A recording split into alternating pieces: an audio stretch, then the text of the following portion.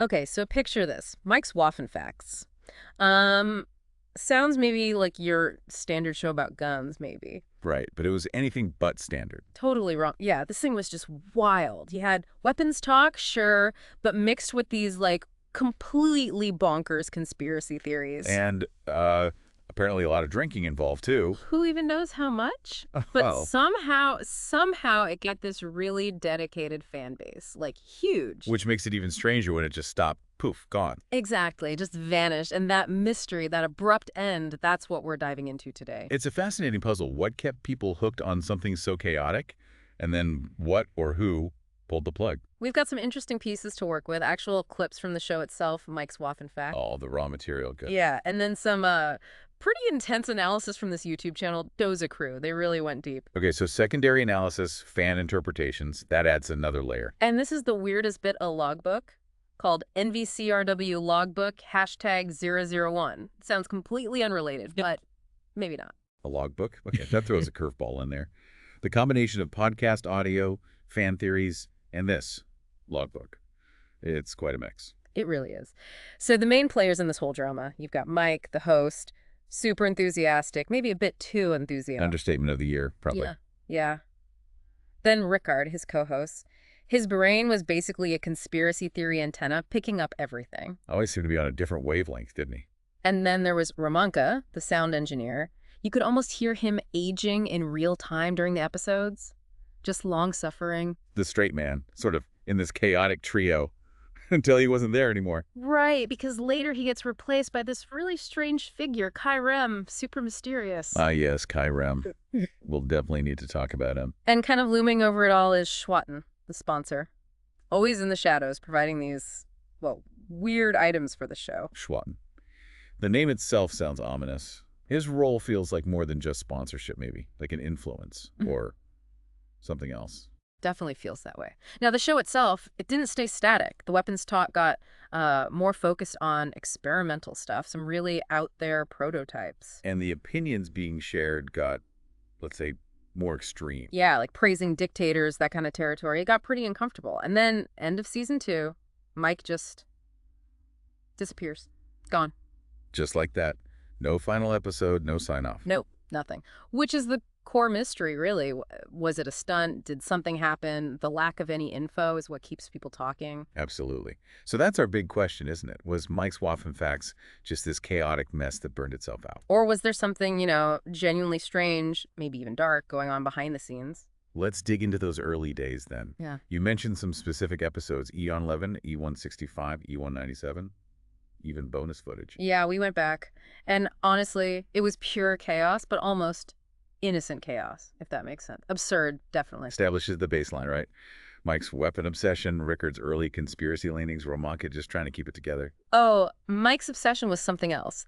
Like one time he's testing this huge blowgun, his ammo, industrial-sized gummy bears. Gummy bears. Seriously. Okay, that's creative, I guess. And Schwatten, the mysterious sponsor, he was there from the start, feeding them these bizarre gadgets. Some looked genuinely dangerous. So Schwatten wasn't just funding. He was actively providing props, potentially hazardous ones. That's a key detail. Blurs the line early on. And the dynamic between the three. Rickard was already deep into chemtrails back then. Of course he was. And Mike was always giving Ramanka grief about his taste in music. Black metal. Mike just called it depressing noise. Ah, the classic dismissal. But then Ramanka actually defends it, calls it art. And Mike, totally out of left field, admits he used to be a roadie for a black metal band. Wait, really? Mike? Yeah. That adds complexity. Suggests his whole persona might be more layered than it seems. Doesn't it? But even then, things were escalating, like the rocket backpack test. Inside the studio. Inside, okay, that's not just reckless, that's monumentally stupid. Exactly. And then there's this bonus footage from the E400 DVD. Mike's clearly drunk, messing with the news. He called it the hanker star. Okay, that's not funny. That's genuinely disturbing. A big shift from gummy bears. That hints at something much darker under the surface, even early on. Yeah, it really does. Okay, so fast forward a bit, and the tone definitely shifts, gets darker. Mike's obsession with experimental weapons ramps up. And the opinions become more concerning, you said. Praising dictators. Yeah, really questionable stuff. And it got to the point where even Rickard Mr. Believes Everything Rickard started saying he thought Mike was losing touch with reality. Wow, if Rickard is worried you're losing touch with reality, Yeah. that's a serious red flag. The absurdity isn't funny anymore. It's maybe becoming real. For Mike, at least. And the segments themselves got weirder, these constant Arschbomb discussions. Arschbomb, what even is that? But apparently it's German for, like, a really aggressive cannonball dive. But they debate its legality in warfare for ages. It's legality in okay, pure nonsense territory, though. Total nonsense. And Rickard's theories went stratospheric. Like, he became convinced the Solar Soldaten Staffel SSS was alien tech for a Mars invasion set for 2035. Alien tech for a Mars invasion. Right. He wasn't just dipping his toes in conspiracy anymore. He was fully submerged. And Mike jumps in with his own weird take, saying the SSS was powered by sunlight. Of course he did. Sunlight-powered alien invasion tech.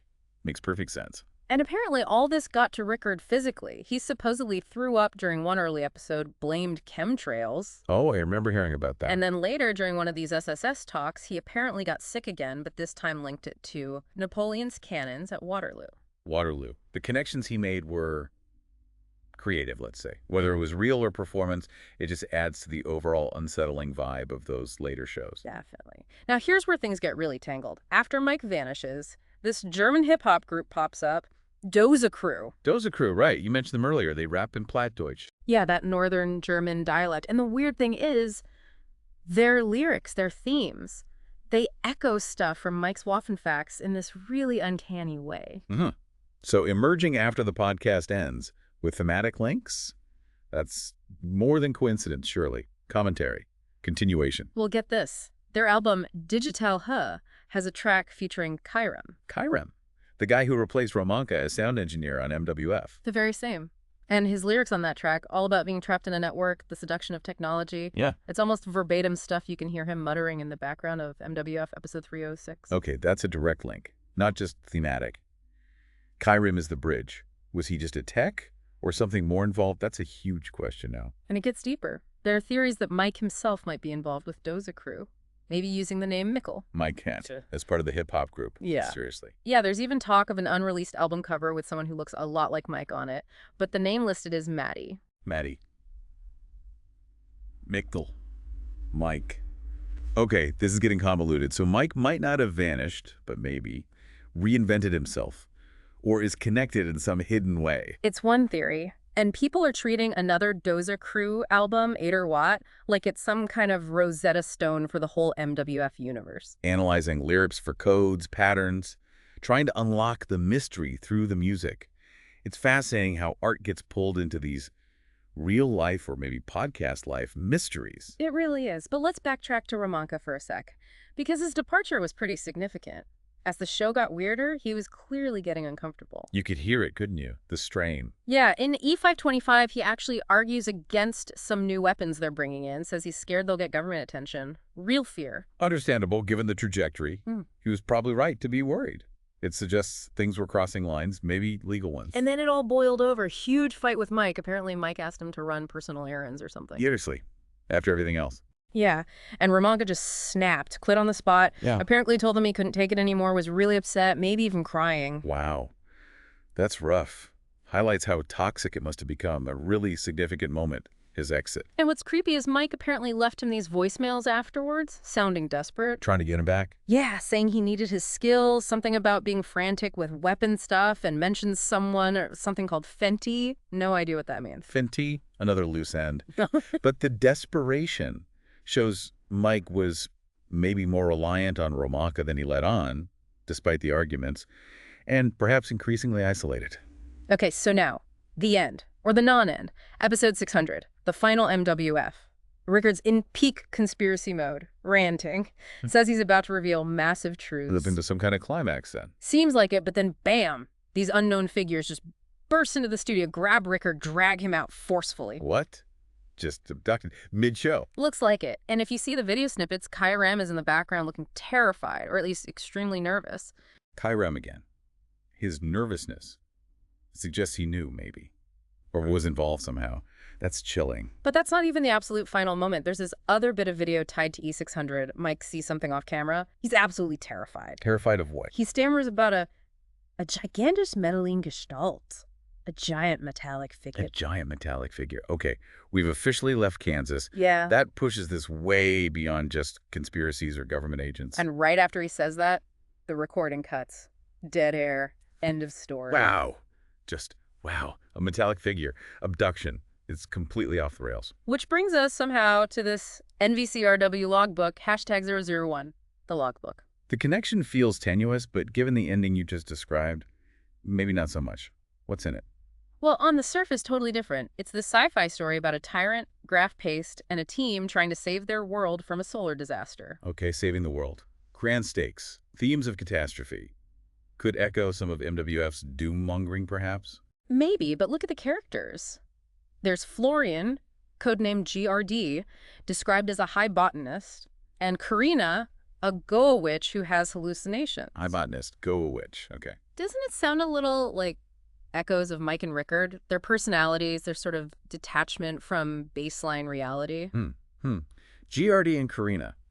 The altered states, the hallucinations. Yes, I can see the parallels. The archetypes feel similar, struggling with perception. That's interesting. And then the logbook story goes completely sideways. Their mission fails, big time. Right. But they accidentally create a wormhole A wormhole. Okay, so hard sci-fi elements now. Where does it go? to a parallel dimension called Regulus 5. Regulus 5. That name rings a bell, didn't you mention? Yes, that Mayday message from the Nova crew we talked about, remember? Their warning. Regulus 5 is on a folly. Regulus 5 is a trap. Oh, right, the trap. And they mentioned names. Exactly. They mentioned GRD Florian's codename, they mentioned mainframe, life, and crucially, Kyrem. Kyrem again. In the Mayday message about Regulus 5 being a trap. Okay, the logbook isn't separate at all, is it? It's somehow connected. It seems deeply connected, and the Nova crew's message ended with a warning. Alice illusion. Everything is an illusion. Before they cut out. Everything is an illusion. That echoes the themes of losing reality in MWF and the logbook characters. This is getting really complex. And wait, it gets worse. There are these other reports. The Grindman Expedition's Berthe from Regulus 5. What do they say? Is it a paradise, like the logbook initially suggested? With Florian finding a princess? Not exactly. Grindman's reports describe a horrific disease there, causes a zombie-like state, loss of mind, empty bodies acting on instinct. Zombies. Oh, God. So not a paradise at all. A nightmare. And the princess. Probably part of the illusion the Nova crew warned about, the reports also mention an orbital portal on Regulus 5. An orbital portal and zombies. This is cosmic horror territory now. And remember the Doza crew, their lyrics. Don't tell me. Yep. References to decay, transformation, zombie-like states. A song lyric, Uiger Strife Sug, eternal wandering. It mirrors the Grindman descriptions perfectly. Okay, the Doza Crew lyrics aren't just commentary. They seem to be describing the horrors of Regulus 5. Yeah. It's like they know. It feels like it.